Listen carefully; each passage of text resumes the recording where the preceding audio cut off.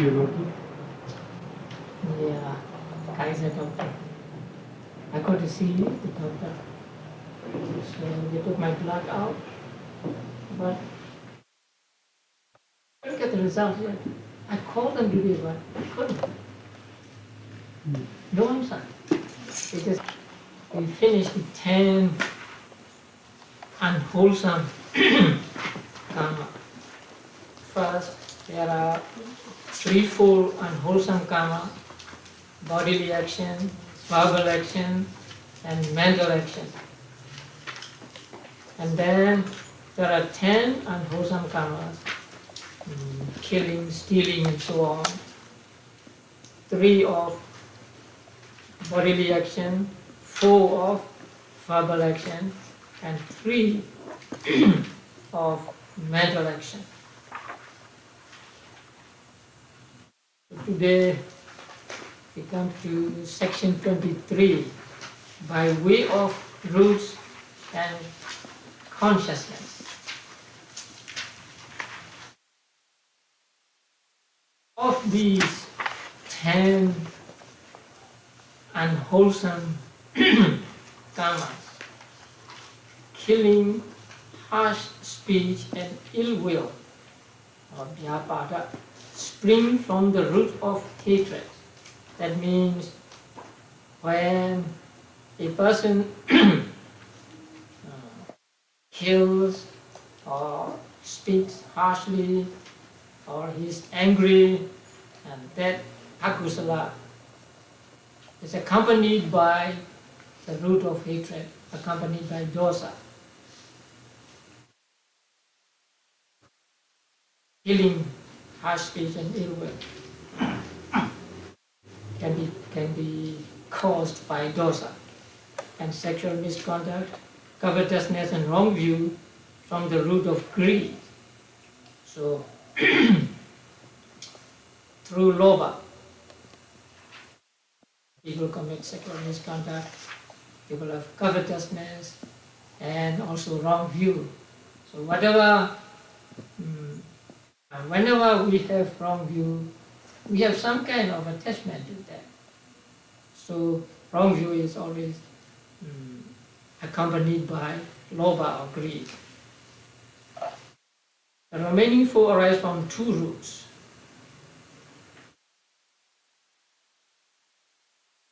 They can arise from both, or from dosa or lobha. Now, the first one, killing. Killing can be caused by dosa. Sometimes greed may be the underlying motivation for killing, and hatred may be the underlying motivation for sexual misconduct. Or sometimes people may steal as a revenge, or people may commit sexual misconduct as a revenge. But Abhidhamma holds that the volition that drives the act of cutting off the life faculty of another being is always rooted in hatred. So killing is defined as cutting off the life faculty. So the act of cutting off the life faculty is always accompanied by dosa, or aversion towards the continued existence of the being. While the volition that drives the act of sexual transgression is always rooted in greed, that is, desire to enjoy sexual pleasure with the illicit partner. The volition driving the other 4 acts, stealing, lying, slandering, and frivolous talk, may be accompanied by either greed or hatred.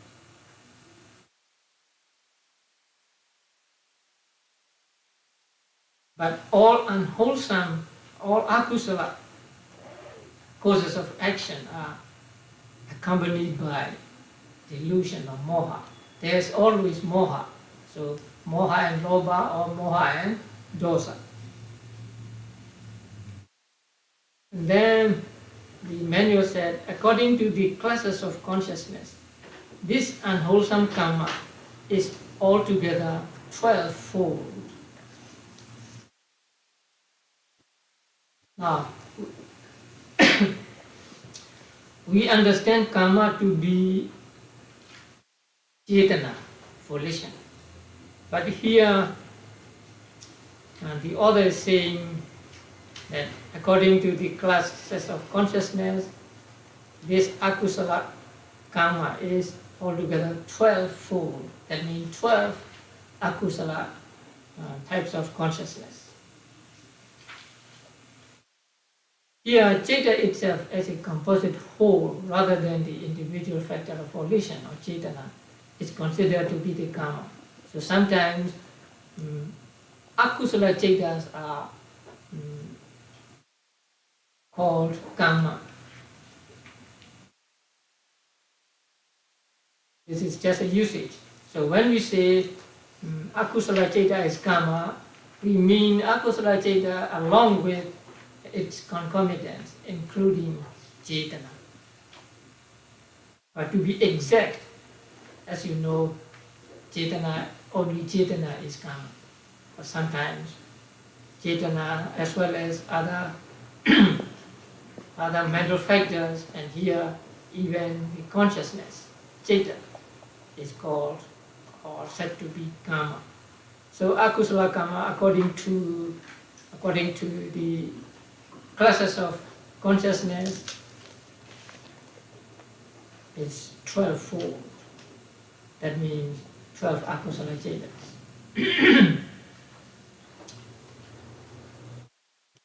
Next we come to wholesome karma of sense sphere, karma vajra kusala.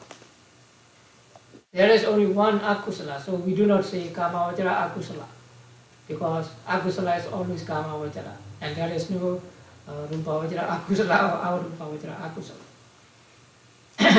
But with regard to kusala, there are karma vajra kusala, rupa vajra kusala, and arupa vajra kusala, and lokutra kusala.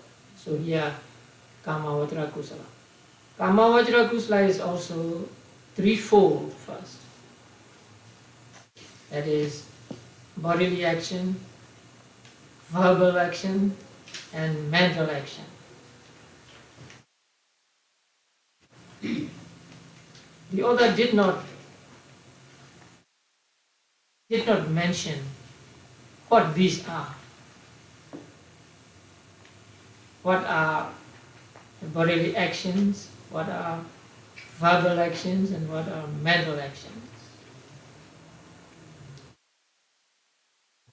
And the teachers understand it to mean the opposites of the 10 akusala karmas we just met.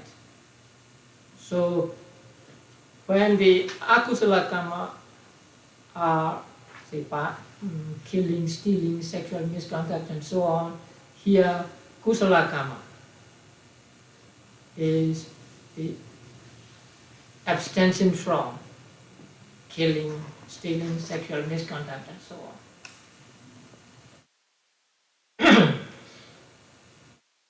The first three, abstention from killing, stealing, and sexual misconduct, is actually the viriti, the abstinence. There are three abstinences, right? Samma vācya, right speech, right action, and right livelihood. So abstention from killing, stealing, and sexual misconduct are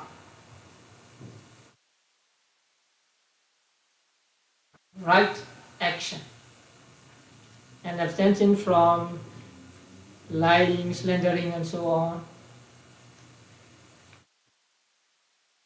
Samma vācya, right? Yeah.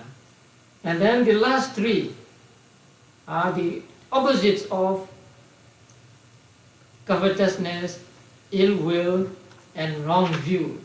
So they are non-covetousness, non-ill will, and right view.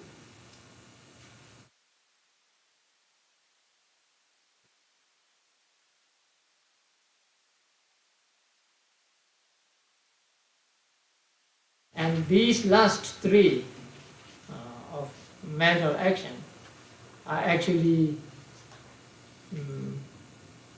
alobha, adosa, and amoha.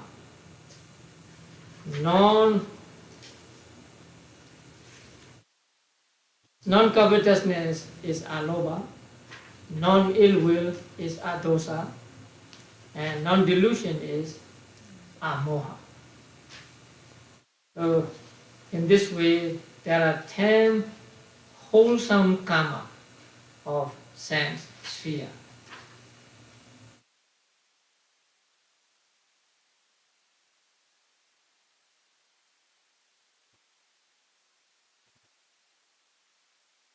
And these 10, wholesome karma of sense sphere are said to be of three kinds, and they are dana, sila, and bhavana. Giving, virtue or morality, and mental culture, bhavana. It is eightfold according to the classes of consciousness. According to consciousness, they are 8. That means 8 karma vajara kusala cetas.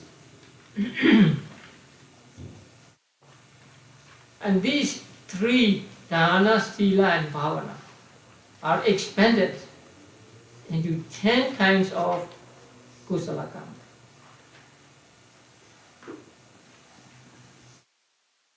Dana, sila, bhavana,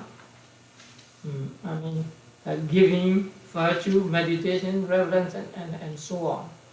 So these 10 are called 10 bases of wholesome karma, 10 bases of meritorious deeds. The first one is giving.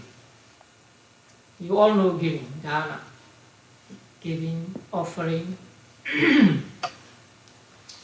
And here, the cetana with which one practices giving, cetana with which one practices virtue and so on, is called dana, sila, and so on. And dana is not only the cetana at the moment of giving, but also that precedes and that follows the act of dana or act of giving. So before you practice dana, you try to get something, you try to obtain something so that you can donate it or you can give it to other people. So searching for the things to give is also called dana. And also after giving, whenever you remember, you recollect that dana, you have joy. So that volition is also called dana. So dana means not just volition at the moment of giving, but before that moment of giving and also after the moment of giving. The same with virtue or sila and so on. And giving here is explained in the commentary as giving with respect, giving as a what we call puja, as reverence, right? So if you throw away something, that is not dana. But when you make it an act of dana, You make it seriously. You make it with respect, with adoration, like when you offer something to the Buddha and so on. And the second one is virtue, Sīla.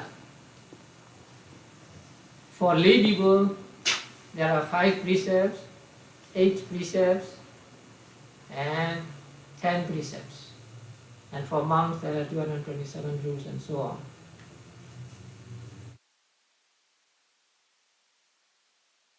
Taking the precepts and keeping them is called Sīla. But what if a person does not take the precepts, but when he has an occasion to commit something, to break some rule, he refrains from, let's say, when he has an occasion to kill, he refrains from killing. Is that Sīla or not? Yes. At the moment of refraining, it is Sīla, because it is right action, right? When you refrain from telling a lie, then it is a right speech.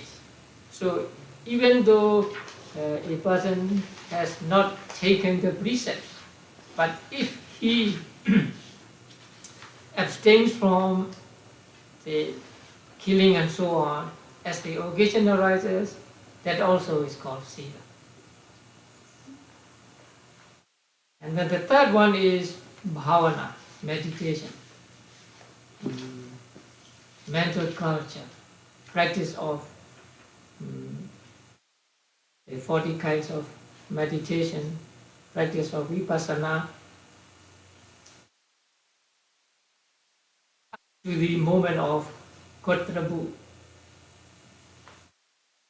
So here bhavana does not cover the enlightenment.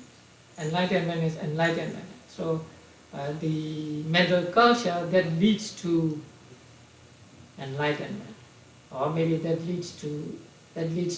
includes attainment of jhanas and abhinyas, is called bhavana, meditation.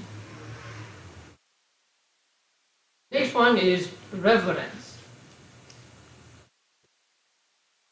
Being respectful to others, to elders, to monks. And here, being respectful means, say, when a monk comes, you stand up from your seat, you greet him, you give him a place to sit on, or you may take what belongings he is carrying, and such things are called reverence. So to your elders, to your parents, to your teachers also. And the fifth is service. And service is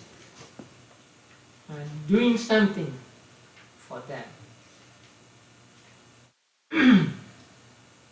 And also service explained as attending to the sick.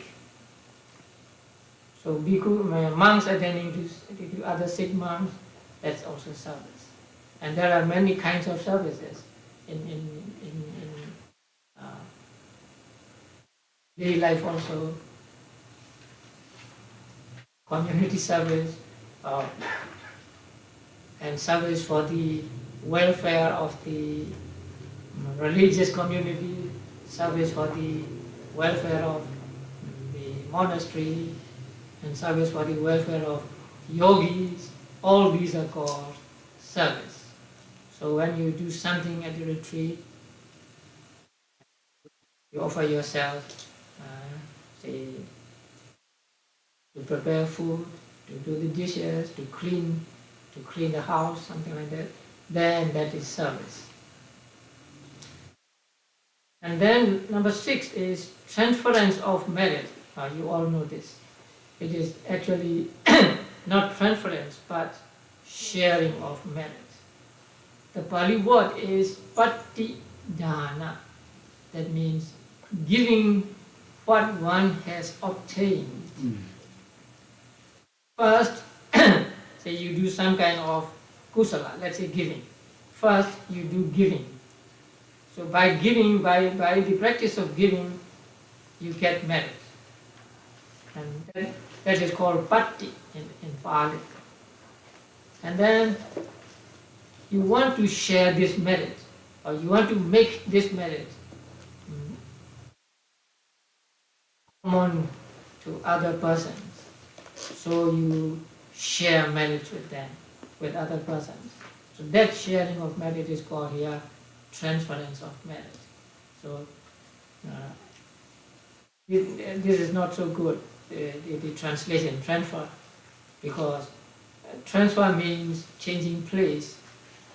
But here, as you all know, merit does not change from one person to another. But it is like lighting a candle from the lighted candle of another person.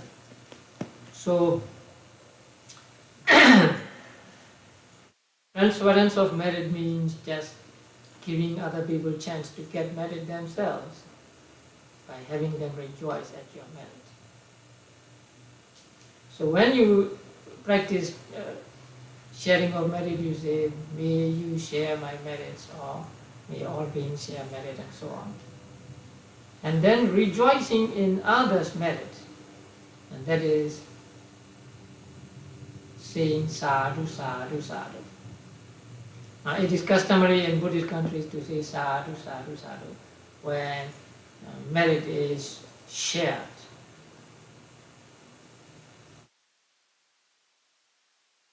When a person rejoices in the other person's merit, he gets merit, he gets kusala. Now, there is a problem here. Can we say sadhu even though other person does not share merit with us? We see somebody say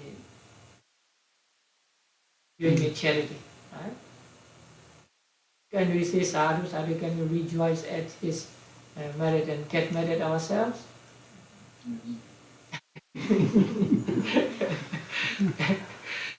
Yes, right? Yeah. But if the merit is specifically for those who have departed, those who have died, then the person who does the merit needs to share. Otherwise, the persons who have died cannot get the immediate benefits of that merit. Now, when we share merits with those who have departed, and they rejoice at our merit, they get merit themselves and they get the results immediately. Now, when we as human beings rejoice at merit of other people, we don't get immediate results.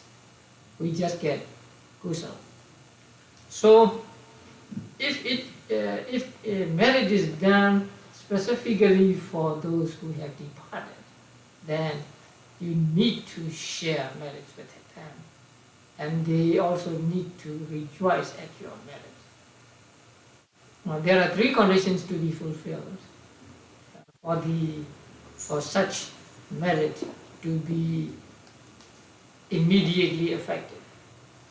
That is, the person who does the merit must share that merit with the other persons, and the other persons who have departed must rejoice at that merit, and there must be a worthy person to accept the offerings, like a Buddha or Arahant or a monk. When these three conditions are fulfilled, then the departed ones get results immediately. So rejoicing in others' merit is rejoicing when merit is shared, and also rejoicing even though it is not shared.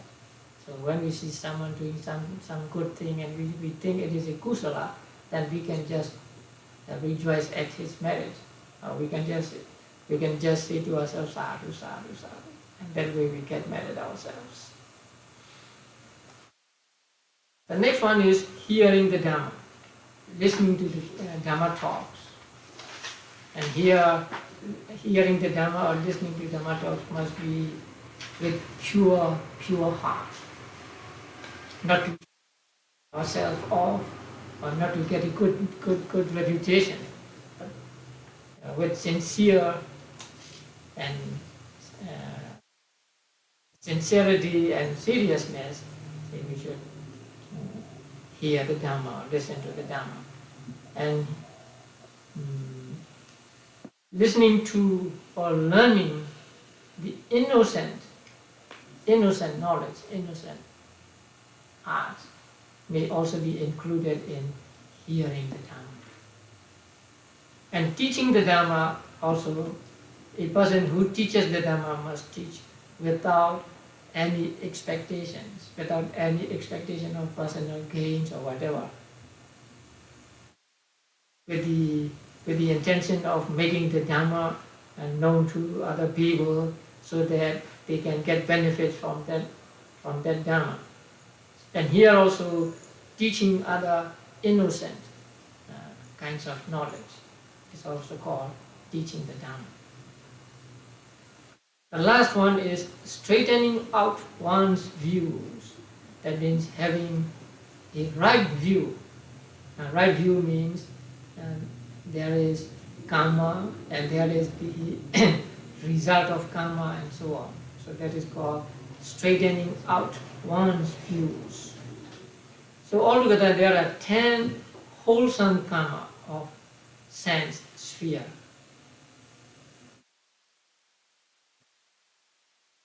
Now,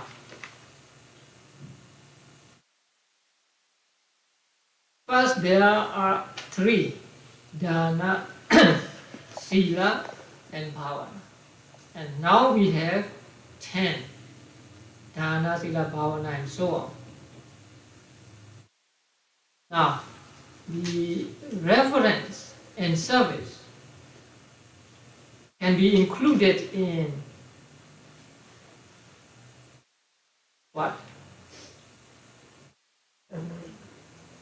Giving or virtue or meditation.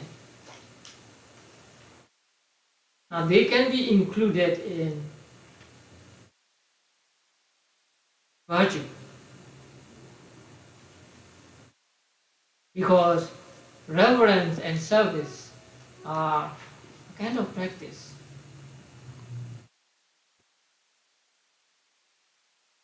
So they can be included in virtue. Transference of merit and rejoicing in others' merit can be included in giving. Now, transference of merit is giving, rejoicing in others' merit is not giving. But giving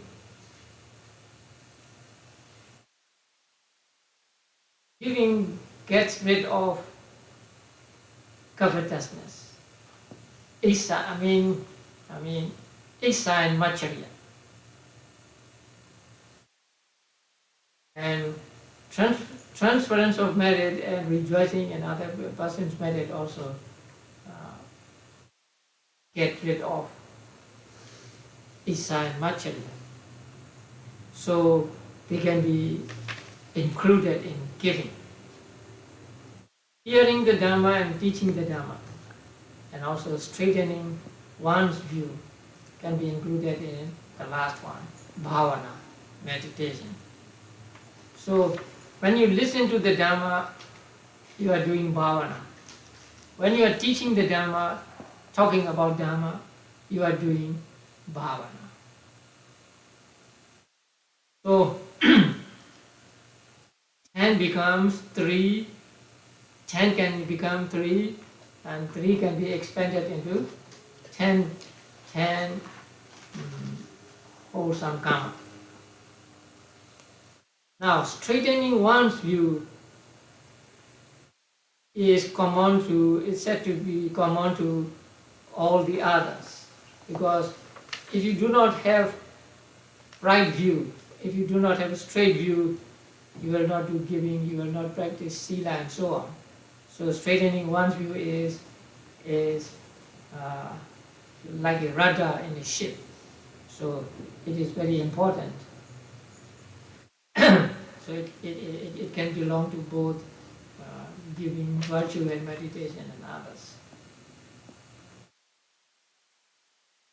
Now,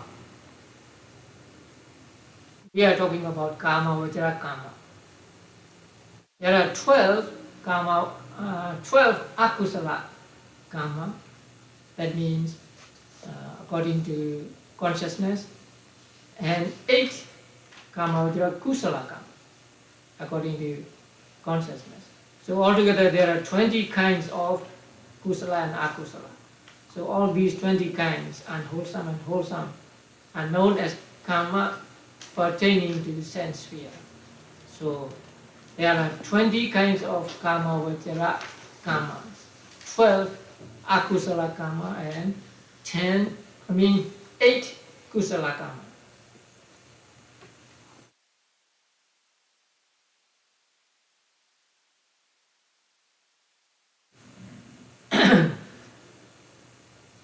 Next we come to rupa vajra kusala karma. Vajra and arupa vajra are easy.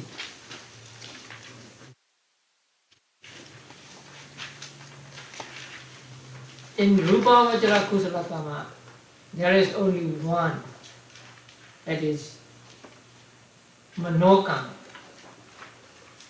Rupa vajra kusala is what?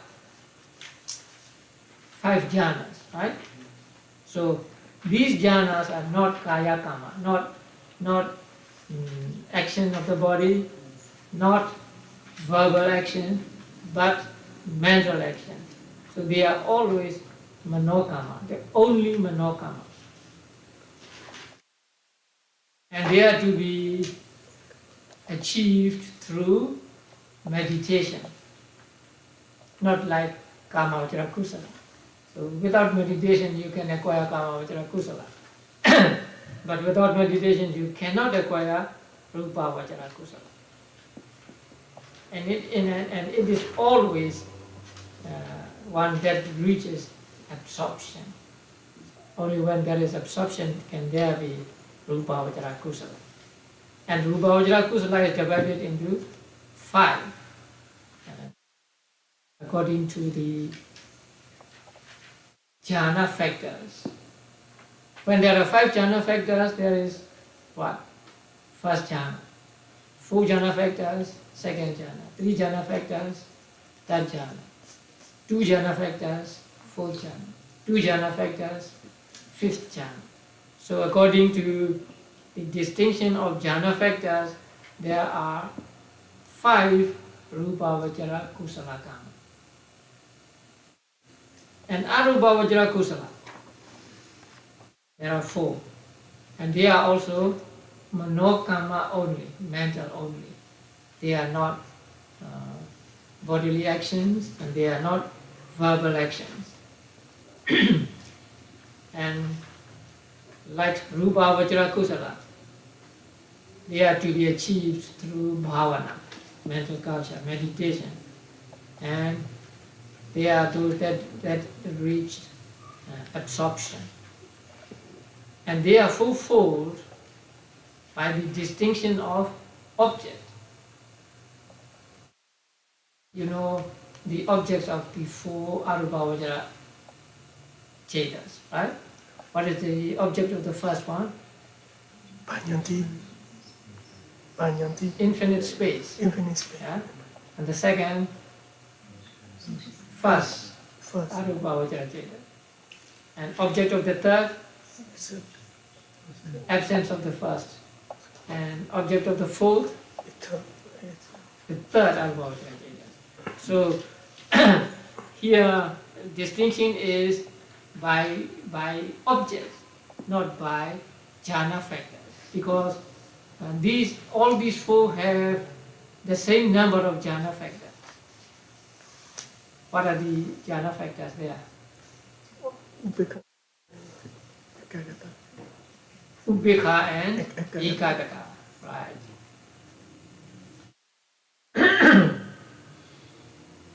So now we come to the end of enumeration of karma. Kama vajra kama, rupa vajra kama, arupa vajra kama. 20 kama vajra kama, 5 rupa vajra kama and 4 arupa vajra kama.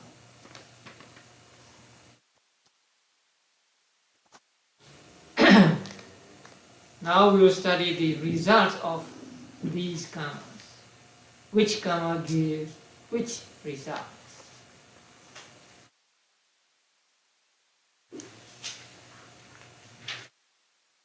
Now if you can look at the chart on page 212.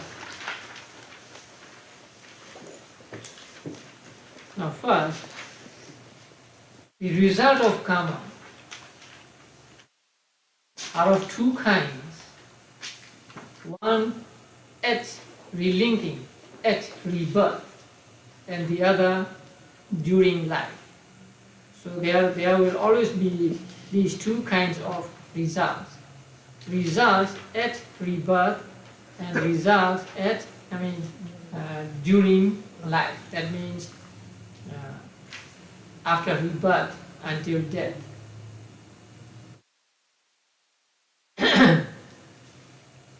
Now, in the chart you will see sense-sphere volitions, they are karma, right? And then results. At rebirth, during life, and then realms of existence. So in which realm they give results. And then the types of consciousness, which are the results of respective karmas. Okay, now 11 unwholesome. There are 12 unwholesome karmas or 12 unwholesome chetas. From them, restlessness is accepted. So 11 unwholesome karma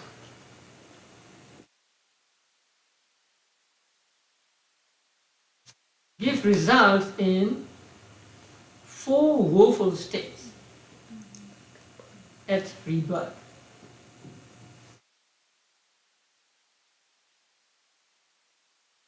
And when it gives results in the 4 woeful states, the result is in the form of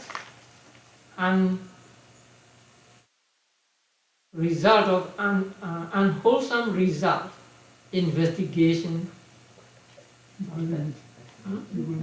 equanimity.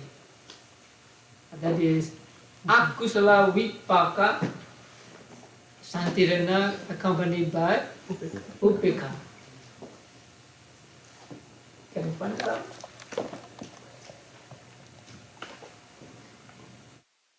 Yeah.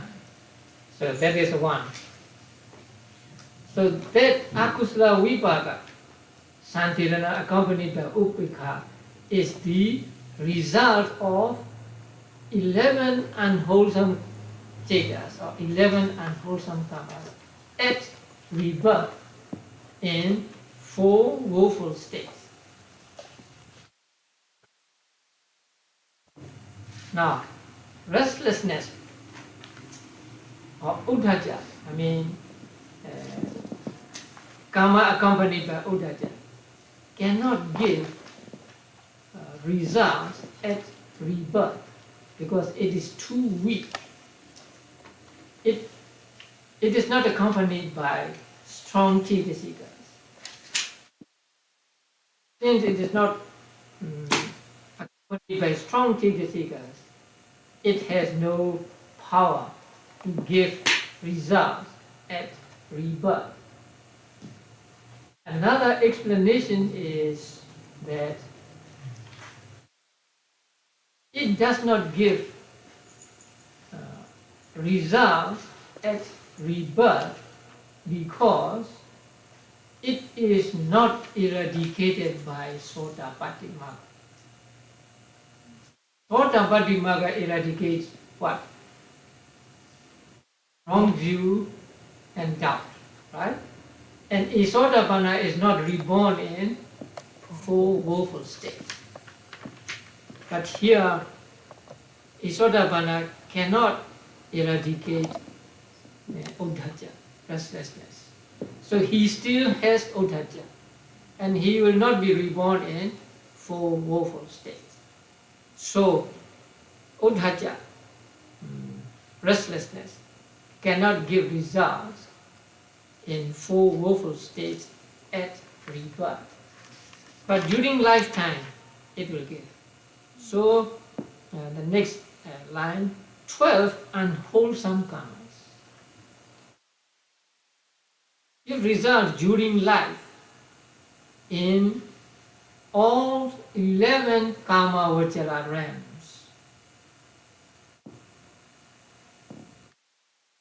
and 15 rupa vajra realms. In karma vajra realm, the vipaka is in the form of chetas. And what are the chetas there? 7 results of unwholesome, all 7, yes. But in Rupa Vajra realm, 3 will be missing because the Brahmas have no sensitivity, tongue sensitivity, and body sensitivity. So, less those 3, only the other 4. Eye consciousness, ear consciousness, and then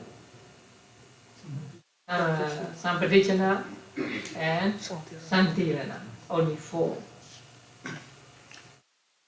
Now, when a person, let's say a human being, sees something undesirable, then he will have Chakku Vijnana, Akusala Vipaka, right? So that Akusala Vipaka, that Chakku Vijnana, or that seeing, is the result of his past karma, Akusala karma. Even Brahmas can have seeing consciousness, which is the result of akusala. When they come down to the human world, they may see ugly things. Or even if they don't come down to the human world, if they look from the Brahma world to the human world, they will see undesirable objects. And so the akusala can give results even to Brahmans. So first, the 11 unwholesome karmas give results in 4 woeful states at rebirth, and only 1 type of consciousness. You know why there is only 1 type of consciousness? Because that is a consciousness that has the function of Patisanti, Bhavanga, and Jyoti. But during life, they don't have to be functioning as Patisanti, Bhavanga, and Jyoti. So during life, all 12 unwholesome chetas, unwholesome karma, give all 7 types of consciousness as results in Kama Vajra realm, and 4 types of consciousness as result in the Rupa Vajra realm.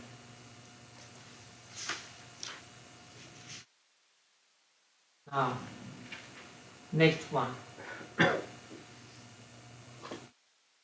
4 3-root superior wholesome. Now, if you look at the 8 Kama Vajra Kusalas, The first two are accompanied by how many roots? 3. 3 roots. And then number 3 and 4? 2 roots. 2 roots. Number 5 and 6? 3 roots. 3 roots. 7 and 8? 2 roots. 2 roots. So there are 4 3-root consciousnesses, right? 1, 2, And 5, 6. 5, 6. Each of these 3-root consciousnesses of karmas are divided into superior and inferior. So there are 2 grades of 3-root kusala. 3-root kusala which is superior and 3-root kusala which is inferior. The same with 2-root. 2-root kusala which is superior and 2-root kusala which is inferior. Okay. What is superior and what is inferior? First, 3-root and 2 roots. Now, when you do some meritorious deed, if you do it without knowledge, without understanding, without the understanding of the karma and its results, then it is said to be of 2 roots. Even sometimes we may do 2 roots. If we do kusala carelessly, our kusala may not be accompanied by 3 roots. Sometimes we practice dharma, we just give it, and we don't think much of it. So when we give it and don't think much of it, then our kusala may not be accompanied by 3 roots. So in order for our kusala to be accompanied by 3 roots, we need to invoke this understanding of the karma and its results.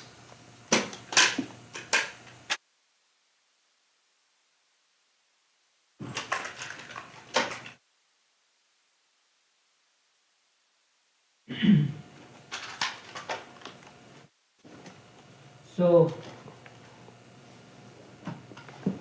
if a kusala karma, karma kusala karma, is accompanied by the understanding of, say, the law of cause and effect, understanding of karma and its results, it is called 3 roots. If it is not accompanied by such knowledge, understanding, it is called 2 roots. Superior and inferior.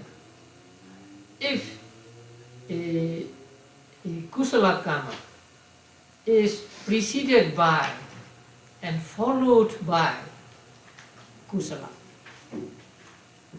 thoughts, it is called superior.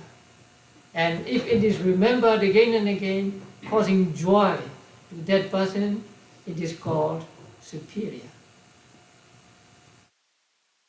Sometimes people do meritorious deeds, but preceding that deed, they may have akusala. And after doing the meritorious deed also, they may have some kind of regret. Or if I did not give them away, I would have made use of them myself or for my family or something like that. So there can be some regrets. So if there are regrets, then it is called inferior. So superior, being superior and inferior depends on whether a certain kusala karma is preceded by and followed by kusala.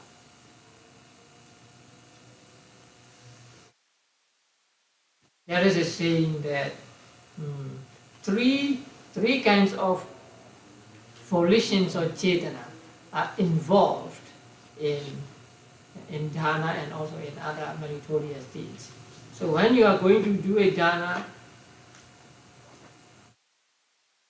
have kusala chetanas preceding that formal act of giving, and then after giving also you have joy about that dana and not regrets. If you regret after giving, what will happen? You will get the results of dana in future lives, but you will not want to make use of them. You will be a very stingy person. Although you may be a millionaire, you don't want to use things which are expensive, things that are good. Even though you are a rich man, you want to make use of inexpensive things and so on.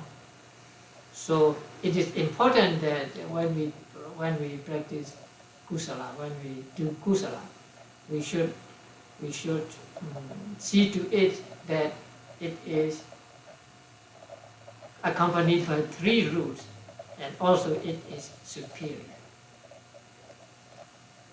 Only superior gives superior results, right? So if it is inferior, it will give inferior results. So if we want the best results, then we must make the kusala accompanied by 3 roots and also superior. So 3 root superior wholesome can give results in as blissful means kama vajra sugiti. How many realms are there? 7. 7. 6 deva lokas and 1 human manusa. So 3 root superior wholesome karma, there are 4. 3 root superior wholesome karma can give results in the karma sugati, 7 realms of karma sugati at rebirth. The results are in the form of chetas. And what chetas?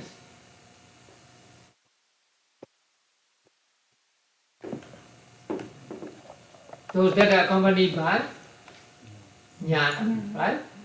Yeah. Only 4.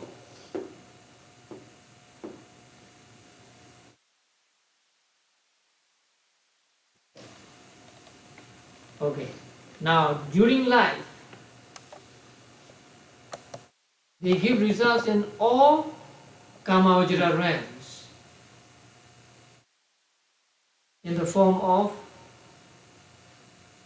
8 vipaka chetas, 8 kusala vipaka from ahitukas, and 8 Kamavajra vipakas. So altogether 16. In the Rupa Vajra realm, 3 less, right? Yeah. From among Kusala Vipaka, 3 must be left out. So there are only 5. Kamajra Vipakas are the same 8, so 13. Okay, next one. 3 root inferior and 2 root superior. They give the same results. 3 root inferior and 2 root superior. Okay, they give this.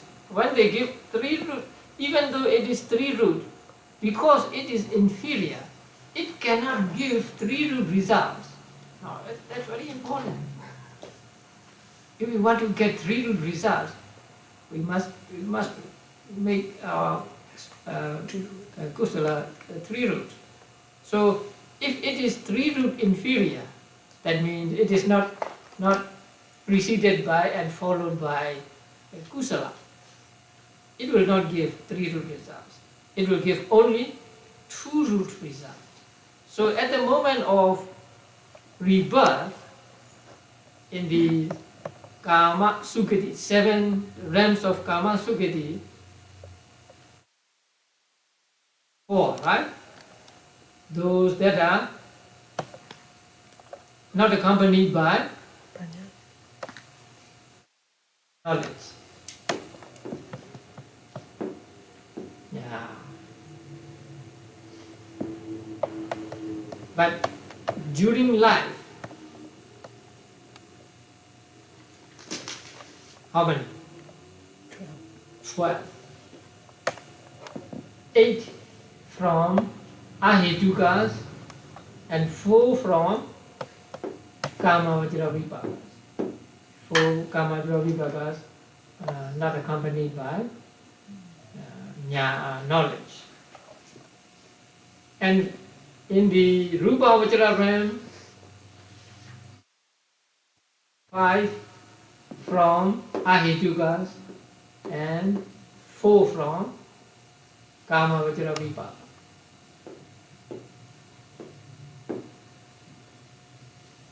And 2 root superior. Now 2 root superior means when a person performs or does this karma, only 2 roots are there. He does it maybe carelessly. But his 2 root kusala is preceded by and accompanied by kusala, or he remembers it again and again with kusala. So in that case, it is 2 root superior karma. 2 root superior karma give 2 root results, not 3 root results.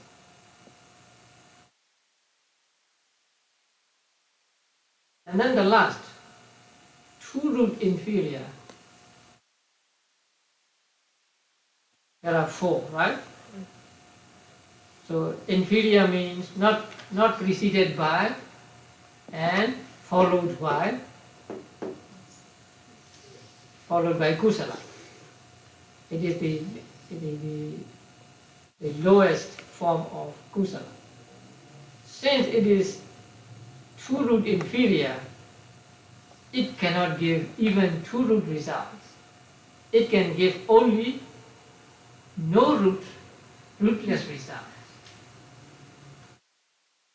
So at rebirth for human beings and some kind of gods, some kind of Chatu Maharajiga, some kind of or you may go back to section 11. Those earthborn deities and so on. So for them, the result is in the form of kusala vipaka, right? Upika santirana.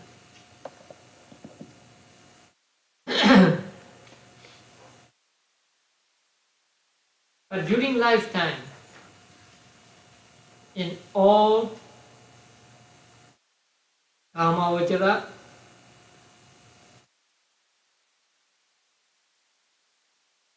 the results are in the form of 8 ahituka vipaka, kusala vipakas. And for in the rupa vajra realm, 5, without nose, tongue, and body consciousnesses. So this is the karma and results of kamavajra. So in kamavajra there are akusala and kusala. And you divide akusala into 2. The first, the 11 without restlessness. And the next 12, all 12. And the first one is for rebirth result. And the second one is for during lifetime.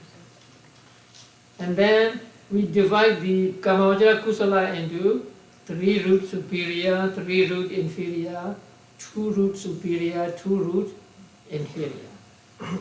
And only 3 root superior Kusala can give 3 root results. 3 root inferior and 2 root superior can give only 2 root results. And 2 root inferior cannot give even 2 root results, only rootless results. I think this much is clear. Later on we will find the opinion of the sum on page 216, but we will not go there yet. We'll read the table. So on page 213, they are not difficult. Now we come to Rupa Vajra and Arupa Vajra. First jhana, here also what? Inferior. Inferior, medium, And superior. and super. Huh? Yeah. What is it here?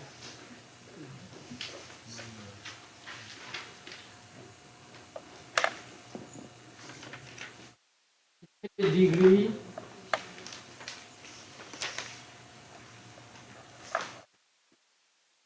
medium degree, and superior degree.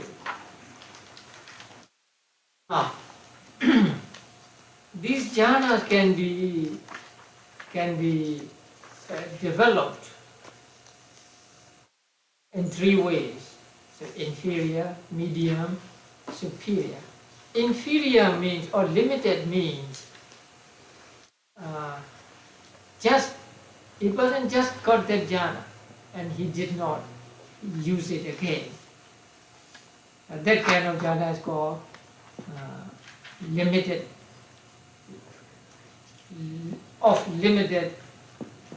development. Now medium development is he enters into the jhana more often, but he is not fully adept at entering into jhana or getting out of jhana. That means he is not fully familiar with that jhana, although he has attained the jhana. Now superior means he is very adept at using that jhana. He can enter into jhana anytime he wants to. He can get out of jhana anytime he wants to, and he can stay in the jhana as long as he likes. And also if he has many jhanas, he can enter into any jhana he likes, not in the order given in the book, but in any order. So the first jhana developed limitedly can give results in the first Brahma, Brahma's retinue, and the result is in the form of first jhana resultant. If it is developed in a medium way, it is the result is the same chitta, but the realm is different. So here, the second realm, Brahma's ministers, and if it is developed superior, then the result, the resultant consciousness is the same, but the realm is Mahabrahma, and so on. So, first jhana developed in 3 ways give results in 3 Brahma realms, the 3 first jhana Brahma realms. Although the realms are 3, the resultant consciousness is the same, that is first jhana resultant. Now second jhana again developed limitedly or in a medium way and superior, then it gives result in minor luster, infinite luster and radiant luster in the form of second jhana vipaka. Right. And then third jhana develops inferior, medium and superior, give results in minor luster, infinite luster, radiant luster, and the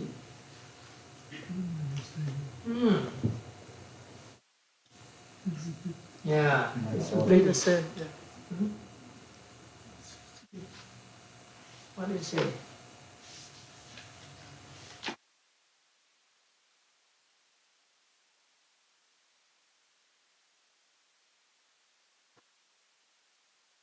Aura, right?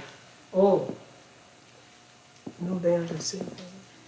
second jhana is luster, third jhana aura. Ah, yes. So minor aura, infinite aura, and radiant aura.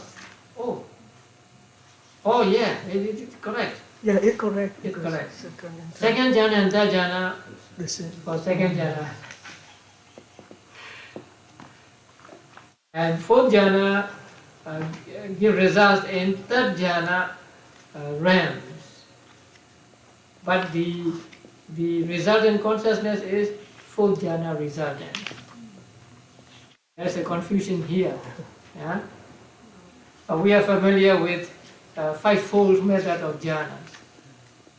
But the realms are divided according to fourfold method.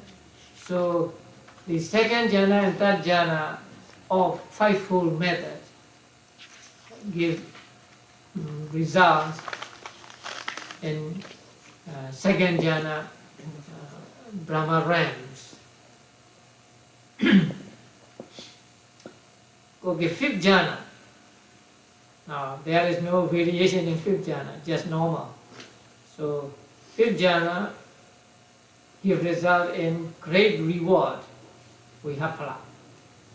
And the resultant consciousness is fifth jhana resultant consciousness.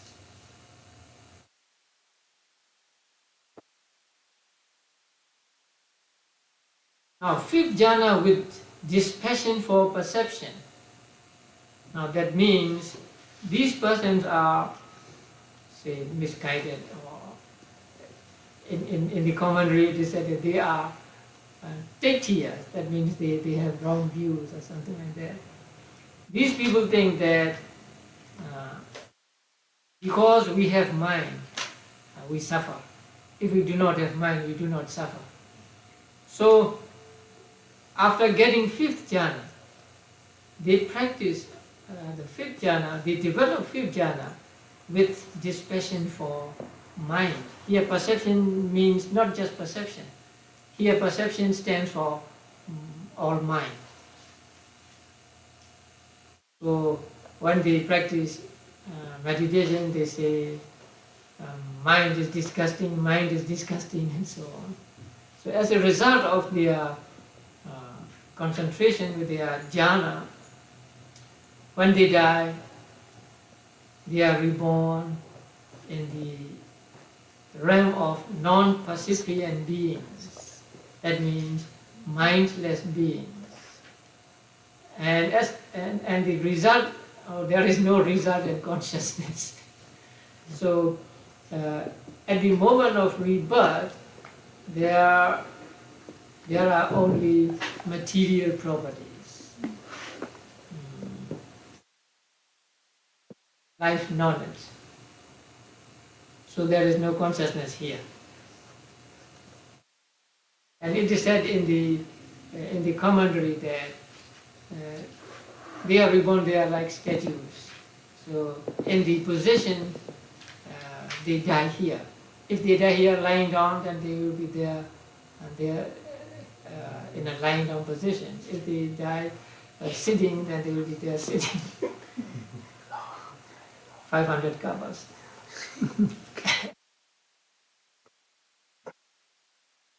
And then fifth jhana of non-returner, anagami. Right? Yeah. Anagamis are reborn in pure abodes only, right? Yeah. So their resultant consciousness is fifth jhana resultant consciousness. And then base of infinite space, that is first Arubhavachara jhana. So it gives result in infinite space realm, and the resultant consciousness is first Arubhavachara jhana consciousness. And then the second one, the infinite consciousness. And the third one, nothingness. And the fourth one, neither perception nor non-perception. So they give results in their respective Arubhavachara realms, and the types of consciousness are the four Arubhavachara Vipaka consciousnesses. So in brief, jhana kusala, Rupavachara jhana kusala give results in Rupavachara realm, and Arubhavachara jhana kusala give results in Arubhavachara realm. And there are 5 jhanas and 4 jhana planes. So second jhana and third jhana give results in second jhana plane.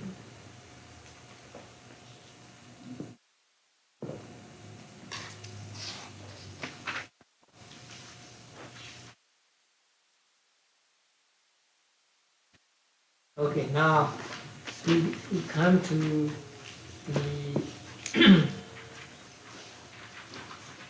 view of some teachers with regard to Kamavachara Kusala. We learned that Kamavachara Kusala give results, right? How many types of consciousness are the result of Kamavachara Kusala? 16, right? 8 from Ahituka and 8 from Kamavachara Kusala. Kamavachara Sovana. So 16. There are some teachers who say that unprompted do not produce prompted results, and prompted do not produce unprompted results. So the reason they give was that the image on the mirror must be exactly the same as the one, the person. So the person and the image must be exact.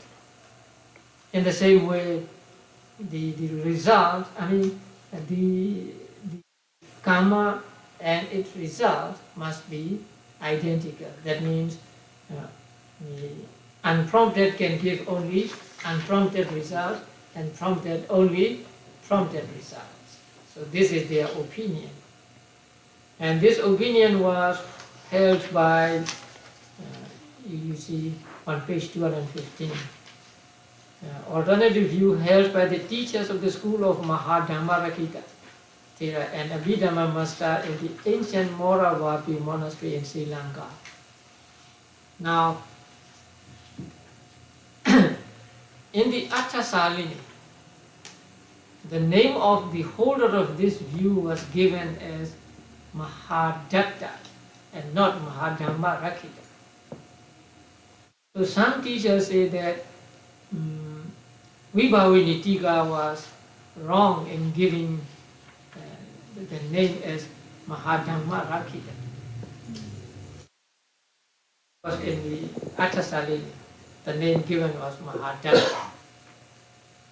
If you want to reconcile these two, we may argue that Dhammarakkhita is another name for Mahadatta. But this view was not accepted by many teachers, because the relinking consciousness being prompted and unprompted does not depend on the karma being prompted and unprompted. It depends on how the karma or karma nimitta or gati nimitta presented to the mind of a dying person. If these three are presented spontaneously without the intervention of other persons, then the resultant, the relinking consciousness is asankara, unprompted. If one of these three appear to the dying person with the help of, say, relatives and so on, then the relinking consciousness becomes prompted. So the being prompted or unprompted of the relinking consciousness does not depend on the karma being prompted and unprompted. So this view was made. This view was designated as Keichi Sam. So I have told you about this once, right? When the author says Sam, that means they don't like it, or they think it is not up to the standard. So according to those teachers, the results may be different, right? Unprompted can give only unprompted results, and prompted only prompted results. So there is a chart on page 216. Now, first superior, first inferior. Second superior, second inferior. Third superior, third inferior, and so on. And first superior and also first inferior are unprompted. So the first two are unprompted, the second two prompted, and then the other two unprompted, other two prompted, and so on. So the first one, first superior, it means 3 roots superior.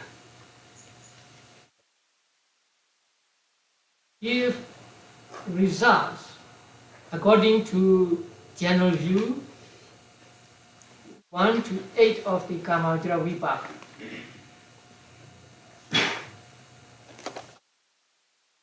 Kamajra Vipaka, yes. Sobhana, yes. Vipaka. Right. Yeah.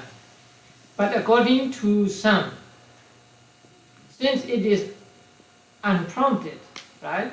So only it can give unprompted results. So 1, 3, 5, 7. Yeah. And then 2 roots. First, inferior, 2 roots. So it can give only 2 root results. That is 3, 4, 7, 8. But according to some, it is still unprompted. So according to some, 3 and 7.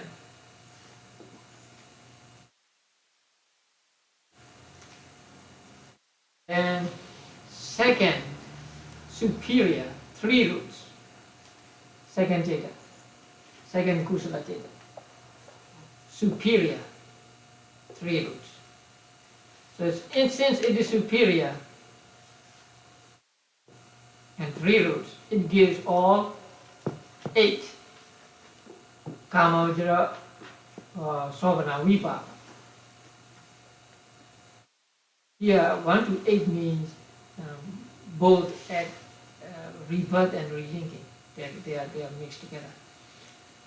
But according to some, since it is prompted, only the prompted are the results. So 2, 4, 6, 8, right? Then second, inferior. Now inferior means 2 roots. So when it is 2 roots, only 2 roots resultants. 3, 4, 7, 8. And according to some, since it is prompted, 4 and 8. Right. Then third Jeta. Third Jeta superior. It has only 2 roots. So, according to general view, only 2 root results. 3, 4, 7, 8.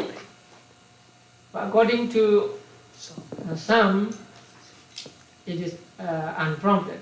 So 3, 7.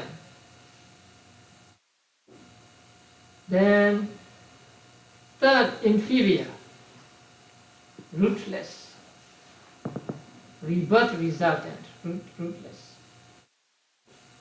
So no karma vijara vibhagas, only rootless vibhagas. Jeta. What is fourth Jeta? 2 roots, right? Yeah. So it gives 2 root results. 3, 4, 7, 8. And according to some, since it is prompted, 4 and 8. And fourth, inferior, it gives only rootless results. So no kamajara vipaka, sovana vipakas. And fifth, superior, 3 roots. So 1 to 8. So according to some, only asankhara, only unprompted. 1, 3, 5, 7. And fifth, inferior, 2 root results. 3, 4, 7, 8. And since it is unprompted, 3, 7. And the sixth, superior, 6, 3 root. Right? So 1 to 8. And then, since it is prompted, 2, 4, 6, 8. And sixth, inferior, 2 roots, 2 root results. 3, 4, 7, 8. And since it is prompted, 4, 8. 7, superior, 2 root results. 3, 4, 7, 8. And it is unprompted. 3, 7. And 7, inferior, rootless results. So no kama vichara, sovana vipaka. 8, superior, give 2 root results. 3, 4, 7, 8. And since it is prompted, it is 4 and 8. And 8, inferior. Because it is inferior, it gives rootless results. So no kamajara sovana vibhava. Rootless resultants are for all. It is too complicated. Yeah? So the main thing to bear in mind is, according to some,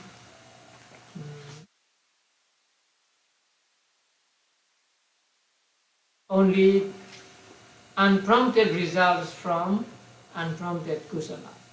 Prompted results from prompted kusala. That's all.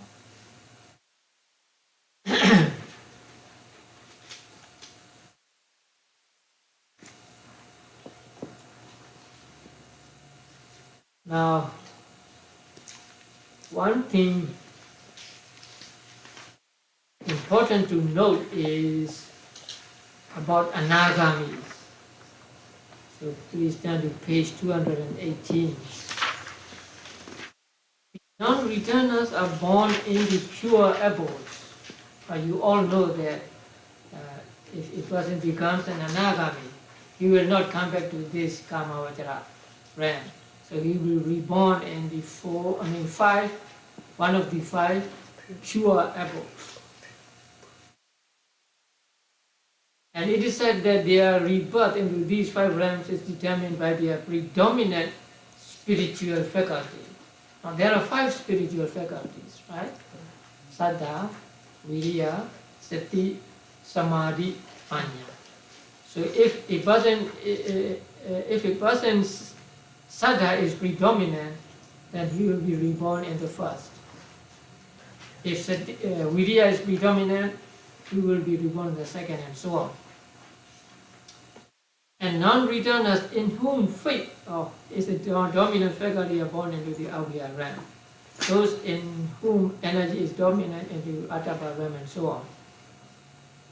Now, although none but non-returners are reborn into the pure abodes, so only anagamis are born in pure abodes. There is no fixed law holding that all non-returners are reborn there. Only non-returners are reborn in pure abodes, right? But there is no fixed law holding that all non-returners are reborn there. So non-returners may be reborn in other Brahma realms also. Not only in pure abodes, but in other Brahma realms also. If a non-returner gets only first jhana, and he will be reborn in the first jhana realm, right? Only when he gets a fifth jhana will he be reborn in the five pure abodes. So when we say non-returners are reborn in pure abodes, we mean only non-returners are reborn in pure abodes. But non-returners can be reborn in other Brahma realms, but not in Kama Vajra realm, because they have given up attachment or desire for Kama Vajra realm. So it may be that the pure abodes are open only to non-returners who possess the fifth jhana, while non-returners with a lower jhana attainment will be reborn elsewhere in the fine material plane. So they may be reborn in first, second, third, fourth jhana planes. However, all non-returners must be reborn in the fine material plane because they have eradicated sensual desire, the fetter which leads to rebirth in the sensuous plane. So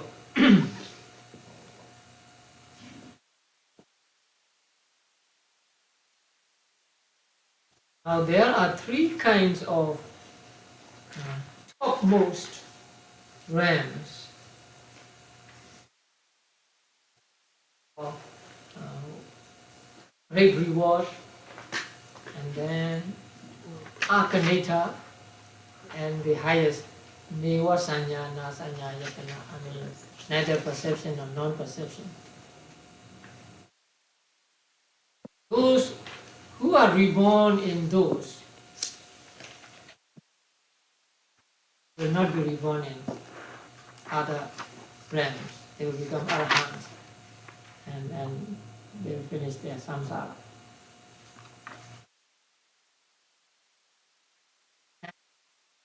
Noble ones, the enlightened persons who are reborn in the Brahma realms will not be reborn in lower Brahma realms. So they may go higher and higher, but they will not go lower.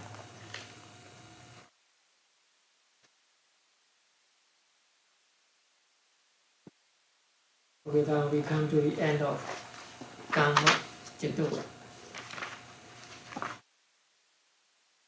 Now, Kama Vajra Kusala gives both identical and non-identical results, right? Now, the identical results of Kama Vajra Kusala are Kama Vajra Vipaka, Ovana Kama Vajra Vipaka. Non-identical results of Kama Vajra Kusala are the Ahituka Vipaka. So, Kama Vajra Kusalas give both identical and non-identical results.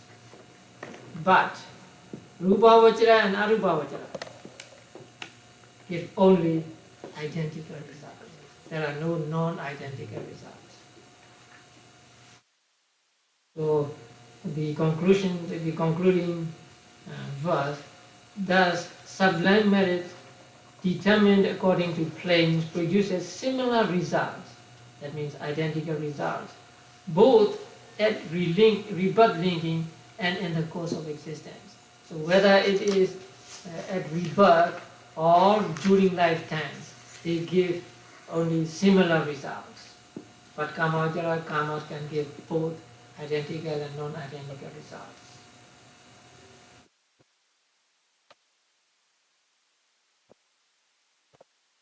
Sadhu, sadhu, sadhu.